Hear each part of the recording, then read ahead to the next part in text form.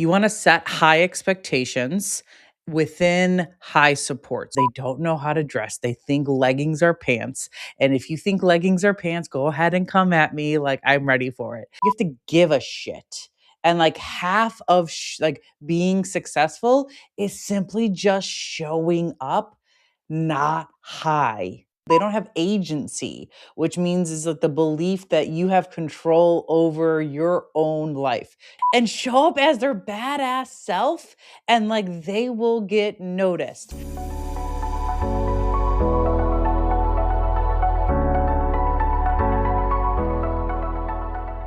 Welcome to Loud and Lifted. I'm your host, Betsy Ham. There has been a lot of conversation lately about Gen Z at work, and not in a flattering way. A recent Fortune article highlighted that some employees are firing Gen Z grads just months after hiring them, pointing to issues like poor communication, lack of initiative, and unprofessionalism. So today, we're not doing the lazy generational hot takes. We're getting into the more useful conversation. How do we get here? What does Gen Z actually need to succeed? What are managers missing? And as parents, how do we support our kids without over helping them or under preparing them? Joining us today is Dr. Andrea Mata, a clinical psychologist, speaker, and author whose work focuses on Gen Z, their resilience, adaptability, accountability, and helping young people build the skills they need for real life and real work. She's known for a direct, practical approach that cuts through the noise and gets to what actually helps. In this episode, we talk about how managers can better set Gen Z employees up for success, the advice Gen Zers need to hear, and what parents can do to raise capable, resilient young adults. Let's get into it. Dr. Dre, welcome to Loud and Lifted. Thank you so much for being here. Thanks so much for having me. I'm looking forward to it. So you have instant credibility when I say Dr. Dre, and I can also say Andrea, which is great first name. But I mean, hello, Dr. Dre. Like, yes, cool because you're a doctor, but like anybody who grew up with 90s rap knows that's a great name. So I love it.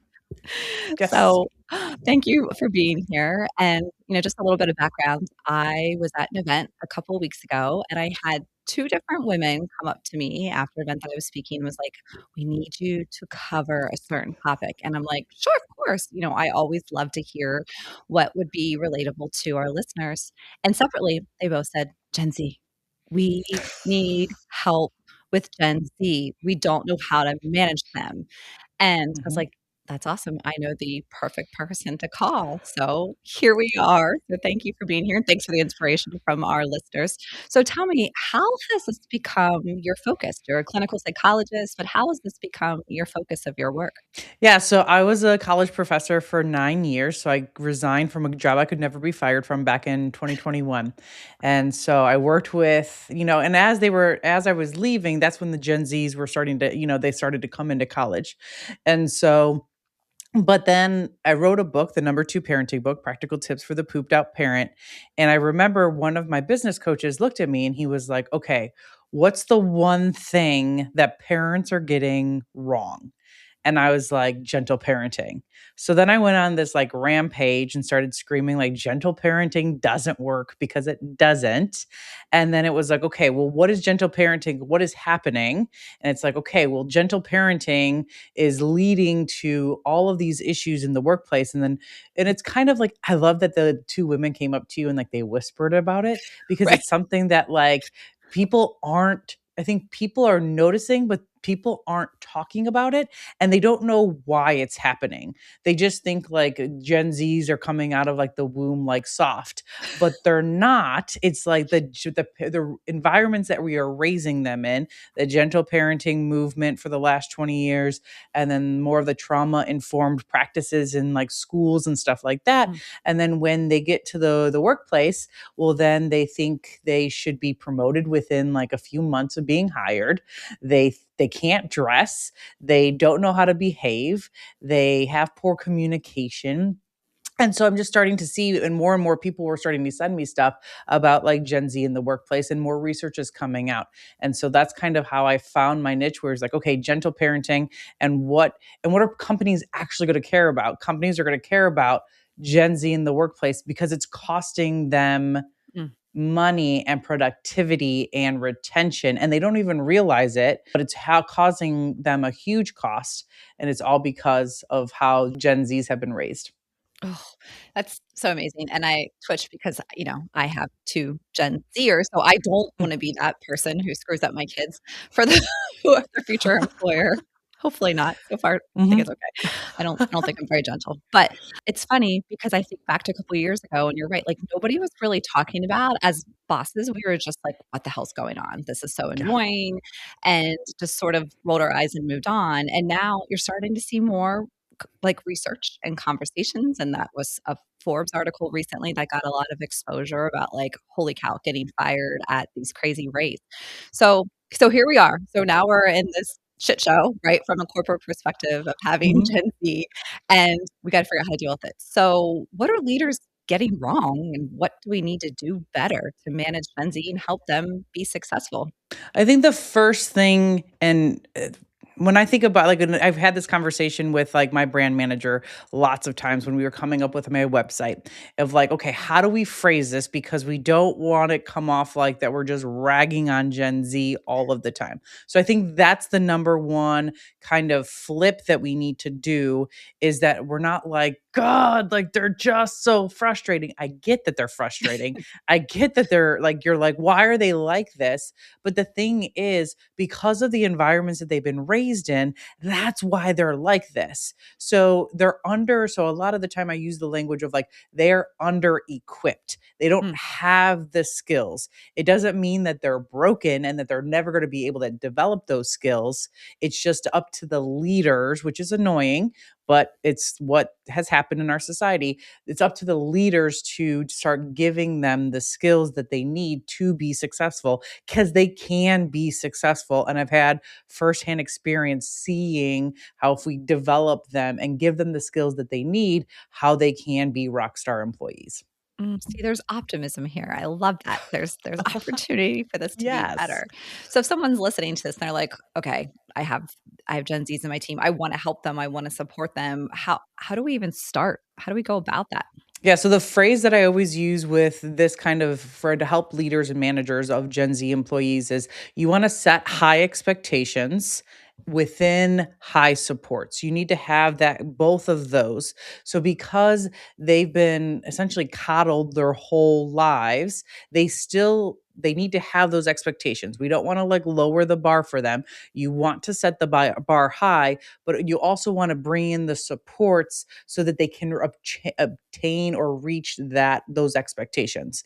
So like, these are the expectations that we have, and then okay, like, and I do more evaluations with them. So I encourage like, get rid of 1 year evaluations, go more towards like 12-week evaluations, where you are listing out behavioral expectations, Mm, not like very broad things like, we want you to sell. No, we want you to be making 10 sales calls every single day. So you want to be very specific, very concise, and you want to lead them with behavioral expectations.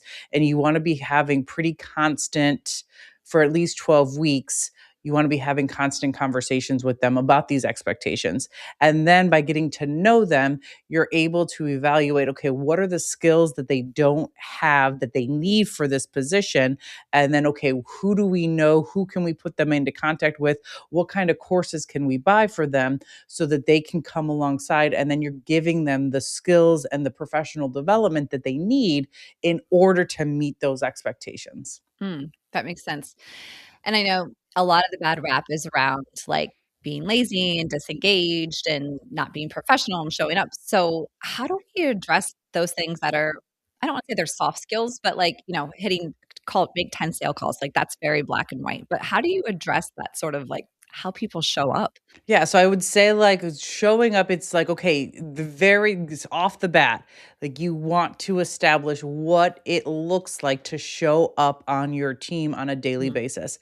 I remember when I was in grad school, on the very first day that I showed up, my mentor handed me like like a pretty thick document. And the very first line was, you will be working 60 hours a week. And that was spelled out. And like, these are the expectations. And I remember he sat down with me and he was like, these are the things that I expect from you. So sit sitting down, what is the dress code? Because they don't know how to dress. They think leggings are pants. And if you think leggings are pants, go ahead and come at me. Like, I'm ready for it. But like, they think leggings are pants and like they're, so I think having dress code conversations. What are the hour Mm, expectations? Like, is there flexibility in that? And, what does it mean to show up and really list that out? And you want to be having those conversations on day one. And then you also want to be, as soon as you see that they're not meeting an expectation, that's when you're going to come in and you're going to give them feedback immediately. Now, beware that if you give them feedback, they might take a mental health break that next day, because a high percentage of them will take a mental health break. But then that's another kind of conversation that you want to have with them of like, hey, you're okay. There's nothing wrong with you. It's just these are the expectations. that makes sense.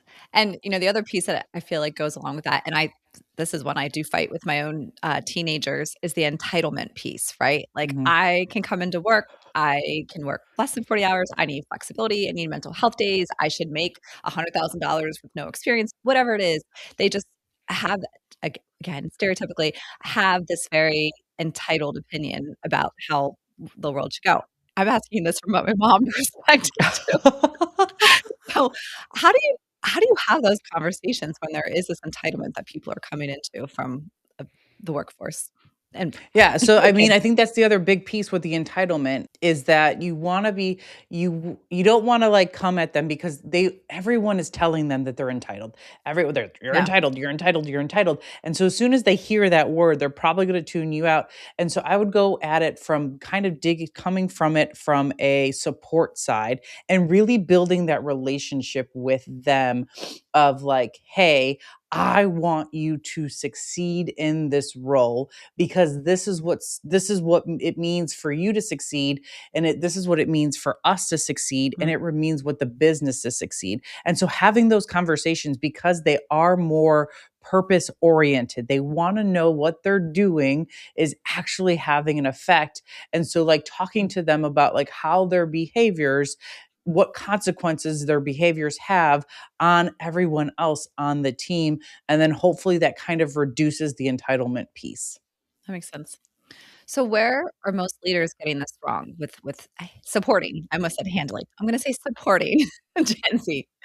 I think the big thing is that they're not listening out the expectations, Mm, and then they're just getting frustrated.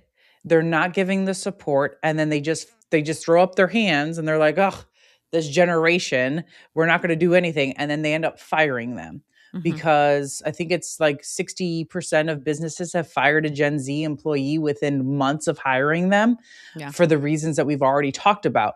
And here's the thing, I know Sherm has come out and has said that when you fire someone, it takes about like 50% of that person's salary to Mm, replace that person when it comes to, interviewing, onboarding, all of the things, and then developing that person. So if you're hiring an employee for $50,000 and then you fire them within a few months, well, now you're costing your business $100,000 when what you can be doing is just giving them coaching.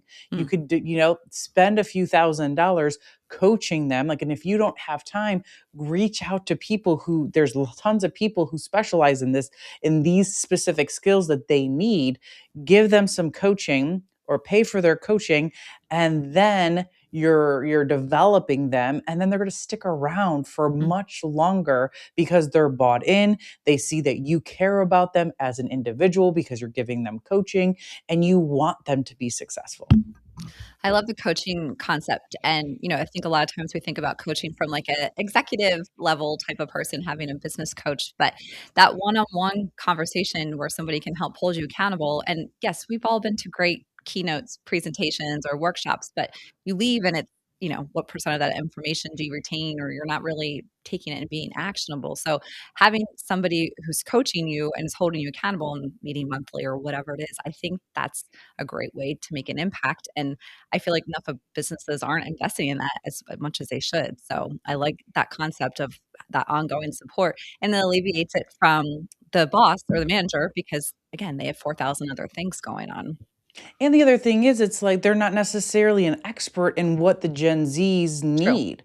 Like, what I'm talking about is like they need adaptability skills. They need skills that so whatever environment that they go into, they can thrive and they can excel and they can succeed. But like most managers and leaders aren't experts in like True. how do we make our youth more adaptable. So work smarter, not harder, and like hire, delegate that out, hire that out, and bring in those experts who are able to give them the skills that they need. Like if I like the reason there's a reason why I have a bookkeeper and a CPA, because I don't want to have to do Right. anything that comes along with finances. So like I'm not gonna it's gonna take me so much longer, and that's Yep. not a good use of my time. And so we're gonna hire that out. So hire that coaching skill out.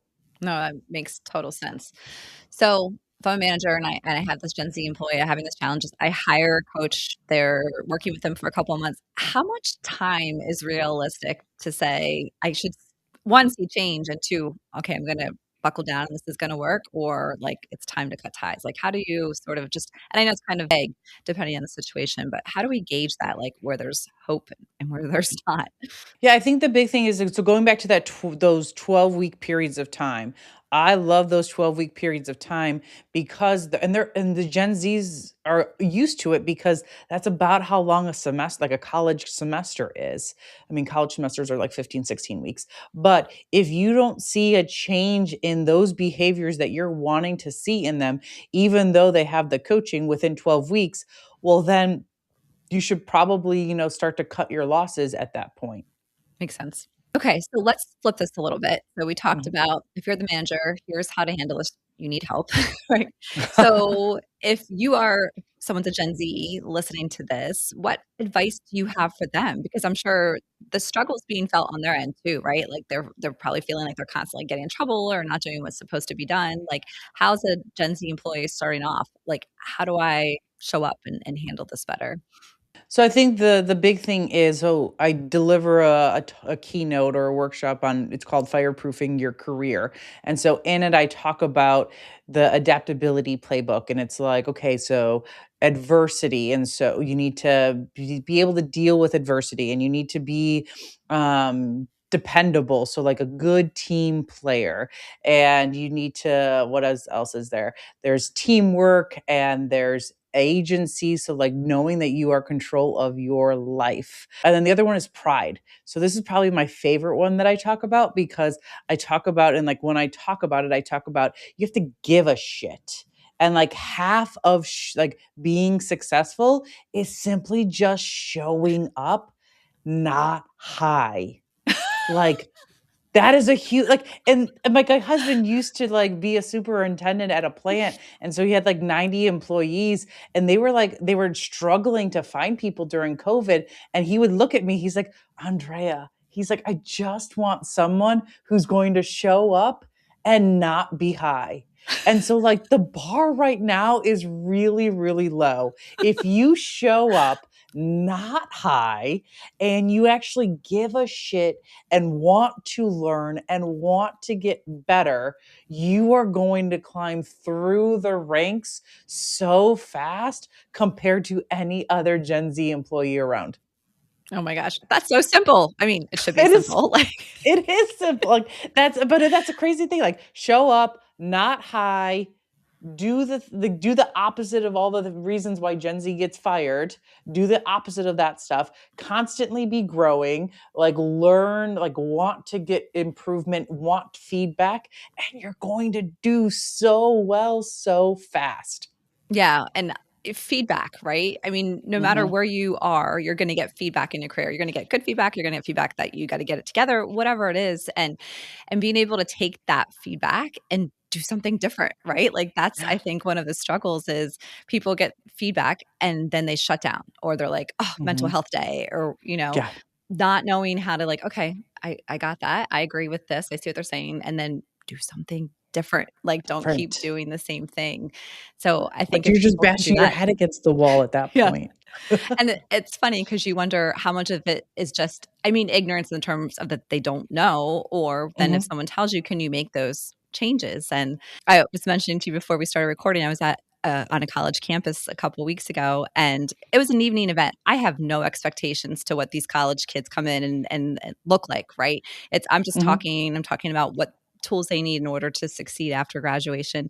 And it was fraternities and sororities, and you could pick out the different groups. So again, there was no professors involved, but somebody in some of those sororities were like, you better show up and look professional. So coming in, hey, jeans, sweater, that's professional to me in college. mhm. Yeah. Coming in, showing that professionalism. There was a group, and I literally went and talked to them. They all sat together. They were early. They sat in the very front and they were dressed appropriately. And then when they told them to network, they were the first ones to get up.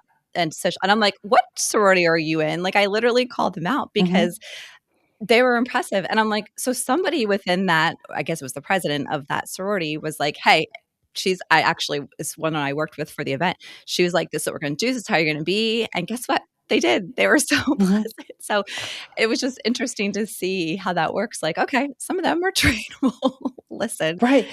They are trainable, and it's just like but they have to know that I think the big thing is a lot of the time what I'm seeing is they don't have agency, which Mm, means is that the belief that you have control over your own life. You have control over your own attitudes and you have control over your own behaviors, your own actions. And so like if you start to become an agent in your own life, you will do so well in mm. life, especially now.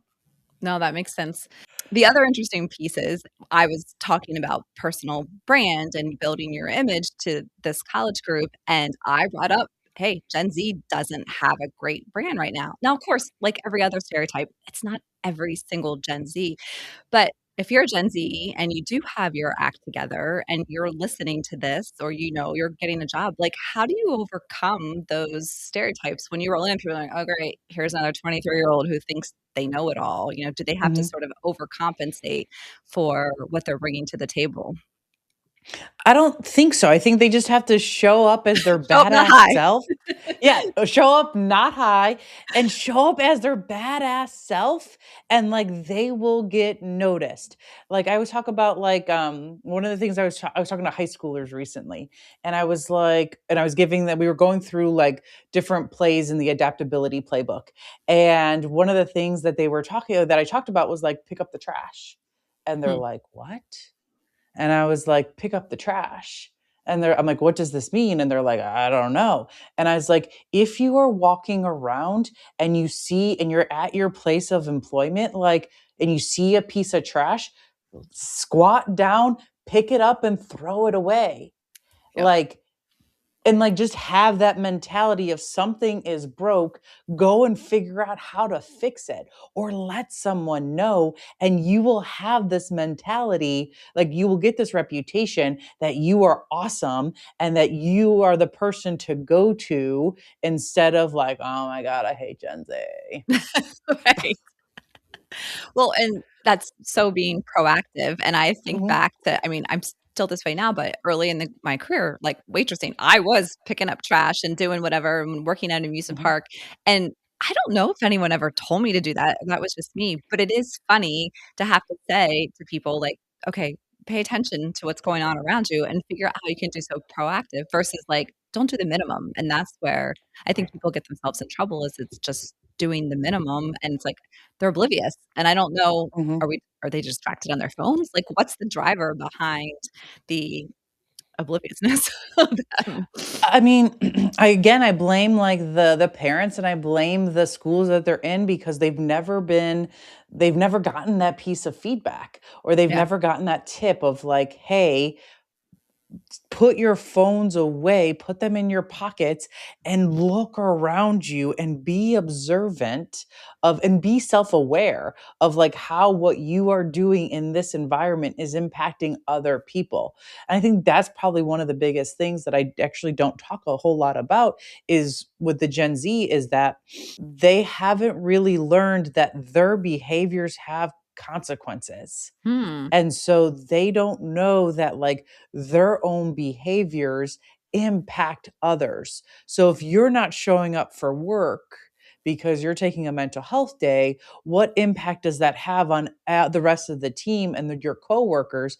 Because they've gentle parenting has tried to get rid of rewards and Mm. punishments of like, okay, we're not going to give them consequences and we're just going to let them do whatever it is that they feel like doing. Oh, that's super interesting. And Mhm. how has technology played a role in all this? I mean, we always hear so much about our phones and the time doom scrolling and wasting and not being able to communicate in person. Like, is technology any of this, or is it really just the parents' fault? No, I think technology is because it's so I always laugh working with Gen Z because they're like, "I don't have any time." And I was like, "Bullshit, you don't have any time?" I'm like, "How many hours have you been scrolling on TikTok?" And they're like, "7." And I was like, "Exactly. You're scrolling 7 hours in a day. What could you could have freaking listened to an audiobook in the amount of time that you are scrolling on social media. Like you could be learning valuable skills instead of scrolling through TikTok Brain rot or Instagram." Yeah, or brain rot. Like those bed are the rot, yeah, brain rot. Take your pick. yeah, exactly. All of the rots, right? And so I think that's the thing. Like technology, it's made it easier for them to just go through the motions Mm, of scrolling, right? And not really paying attention and not noticing how much time it's costing them. And they're just mhm. watching their life kind of, they're not even watching it because they're Watching watching someone TikTok. else's life. They're watching someone else's life and they're not living their own life. I'm going to do a post about this soon, but the idea of like all of this new like Twitch and like people watching other people play video games, Ugh. which I think is so weird. Like I remember like 10 years ago when a grad undergrad told me about this, I was like, that's weird. And she's like, no, it's not any different than sports. And I was like, hold on now. Like it's so different from sports. But I think like they are watching other people live lives instead of going out and Mhm. living their own life. Oh, that is so true. And again, teenage girls, and I get pissed because like they'll be sitting at the kitchen counter in the morning eating breakfast and they're both scrolling. They can't even take 2 seconds. Like they're eating and like dropping cereal and like freaking on their phone watching shit. Like, and I get so Mhm, mad. I'm like, you can't be present for 5 minutes. Like, I just, mhm. so clearly there's not gentle parenting in my house. That just proved that. But that's the part that it's like they're just never present. They're always occupied by their phone Mhm. versus like, okay, let's focus on what's being on here. Maybe I'd realize I could well, maybe they wouldn't realize they could unload the dishwasher, but just being aware of what's Right. happening and having being proactive and also, oh, by the way, like communicating person, you're both sitting there in your own little phone worlds, like that drives me nuts. Yeah. So I'm And gonna this is the environment that they've been raised in and their right. social skills. Like Yeah. their ability to have spontaneous conversations is significantly decreased across the years. So like they're like, why would I put like one of the challenges that I give a lot of college students is like, put your phone away and talk to a stranger. And they're like, I can't do that. And I was like, bullshit, you can't. See what happens. Whenever you're standing in line somewhere, put your phone away and strike up a conversation with the person next to you. And they're like, oh, that sounds terrible. And I was like, no, that's awesome because you never know who you're going to meet. Oh my god, I love that, and I've literally said that to my kids. I'm like, "Put your freaking phone away and be present." Like, "What am I supposed to do?" I'm like, "Talk to me, be here, talk to each other." Like, Mhm. "What the hell Yeah. do you mean? What are you supposed to do?" And but again, that's their thought process, which is and again, as adults, we're guilty of that at times too, the boredom Mhm. of just, "Oh, here, I'm at a stoplight, I pick up my phone." So we all need to get away from that, but I just think the impact from especially communication and relation standpoint is Yes. significant. So you can tell what pisses me off about my So let's talk about parents. So we Mhm. started off this conversation, and clearly, any issues with Gen Z are the parents' fault. So, as a parent of a Gen Zer, what are we getting right, and what do we need to do differently so we can stop this cycle of putting out these kids that are, I was going to say shit kids, the shit kids out in the world? Well, I think the big thing is like, so what has happened is a lot of Gen Xers and millennials experienced militant parenting where it's like Mhm. my way or the highway. If you're crying, you're like, I'll give you something to cry about. Yep. And so all of the Gen Xers and all of the millennials were like, well, I'm not going to parent how I was parented. I'm never doing that. And so what happened was they swung completely to the other side to gentle parenting where they're like, we're going to validate all their emotions and their feelings, and we're going to get rid of, punishments and rewards, and we're going to treat them as if they are our equals and our friends. But what happened was they missed this whole beautiful middle ground called authoritative parenting, which is like high expectations within the context of the warm and fuzzies. Mm. And so I think what gentle parenting got right was bringing in more feelings. So yes, it is important to validate your child's feelings, but it's also important to still make them do what it is that you're expecting them to do. Mm. So validate their emotions, but then also help them work through and work through so that they can still behave in the way that they need to behave to meet expectations. Ooh, I love that. And so, as a parent, is there anything I should be more intentional about building with them? Like, I love that you're bringing in the emotions, but you're setting expectations. But is there anything else that I should make sure, again, 18 and 15-year-old girls, like Mhm. that I'm supporting them with so they're productive? I think like having conversations about like what are your family values? Like what does the family hold dear? Like what are those really laying out what those expectations are?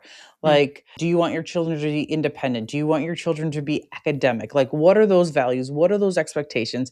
Kind of stick laying those out, let them know what they are, but then also like course correcting it immediately when they're not. So you're giving consequences because like for instance this week my 7-year-old decided that she was going to be a prankster, but she doesn't really know what pranking is, and so she dumped a whole like freaking, I don't even know, like a whole pitcher of water on her 9-year-old sister's bed, and she's like, Oh, "Aha, I pranked." And, my husband had to have the conversation because I was at work of like, "No, no, this is not a prank, this is just mean." And so then I went to look at it later on the next day, I was like, "Hey, your consequence for this, like, I get that you don't know the difference between, pranking and mean, but you were still mean.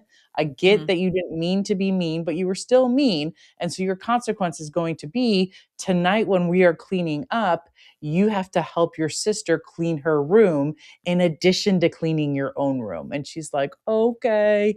And so, like, going in with those consequences and letting them know and having those mm, conversations with them and really building a relationship with your kids depending on what those values are again, because my thing is it's like I want to still have a great relationship with my kids when they're having kids because I want to be taking care of their kids sure. when they're having kids so that they can go out and build their careers.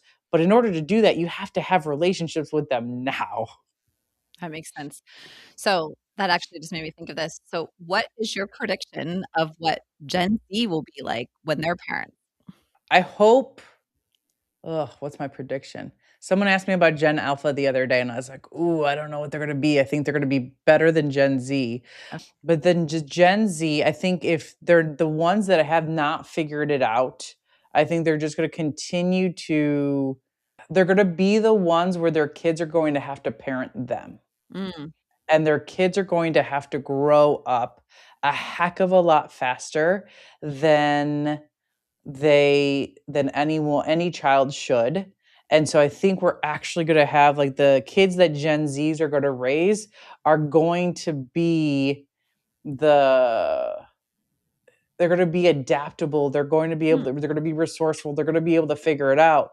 But I think at the end, they're going to burn themselves out because they don't know how to establish those boundaries Mm. because they've had to parent their parents for so long. Ooh, that's super interesting.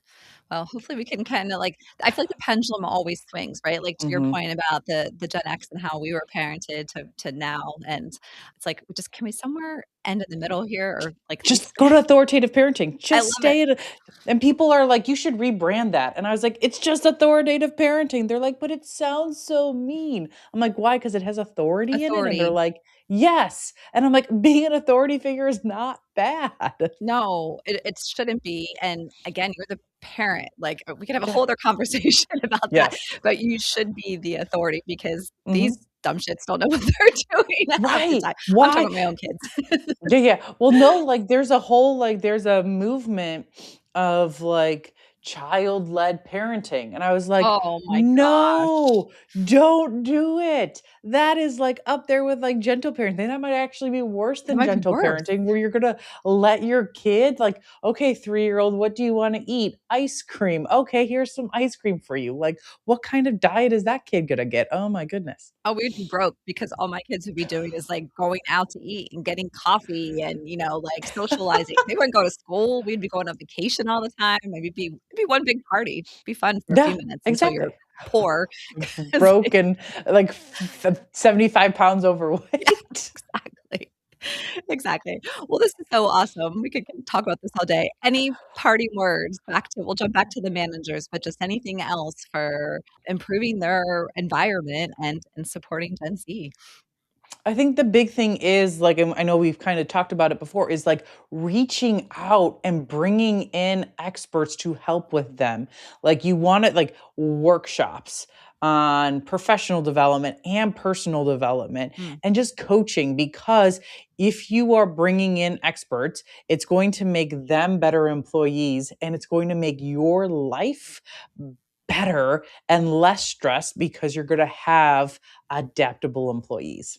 I love that. And if people wanna find more information and connect with you, where can they do that? LinkedIn is probably the one that I'm on the most. I also have a YouTube channel. And then my website is andreadmata.com. Love it. Thank you so much for being here. Thanks for having me. That was such an important conversation, and not just because I'm a mom of Gen Zers. But if Gen Z employees are getting hired and then fired at alarming rates, the answer can't just be, well, this generation's a problem. The better question is, what skills are missing? What expectations are unclear? And where are managers and parents accidentally making these things worse instead of better? Andrea's message is that support matters, but so do standards, resilience, communication, and personal responsibility. So, whether you lead Gen Z, love a Gen Zer, or are raising one, this episode gives you a much better lens for what needs to change. If this conversation resonated, send it to a manager or parent who needs to hear it too. Thanks for listening to Loud and Lifted. See you next time.